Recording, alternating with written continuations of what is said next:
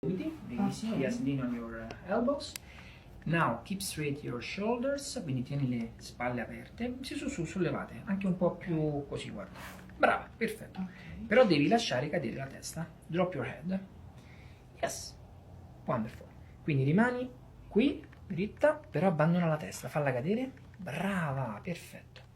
I'm gonna check this side. Ok, 3, 2, 1. Ok, we got it. Ci sei? Molto bene, bravissima, comoda, comoda, comoda. Abbandono tutto, rilassata. Ok, wonderful. Bene, pancia in su. Giriamoci da questo lato. Ok. Sì, gira più. Brava. Stendi le gambe. Adesso lascia cadere le gambe fuori dal lettino. Sì, lasciale fuori. Brava, lasciale fuori.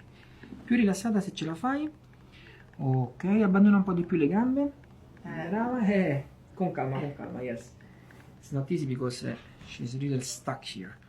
Ok, more relax. Yes, a little more. Oh, we got it. Fine. C'era un blocchino, eh?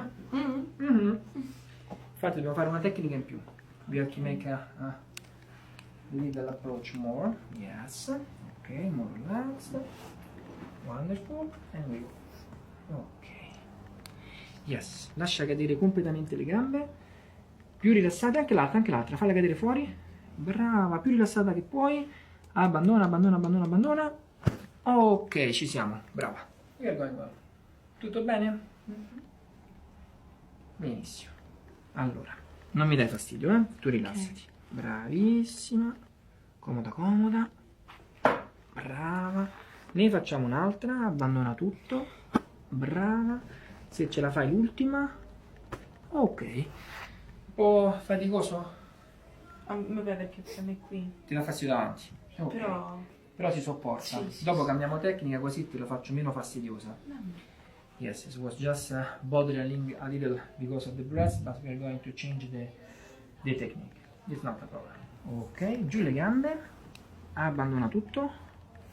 Ok, perfetto. E adesso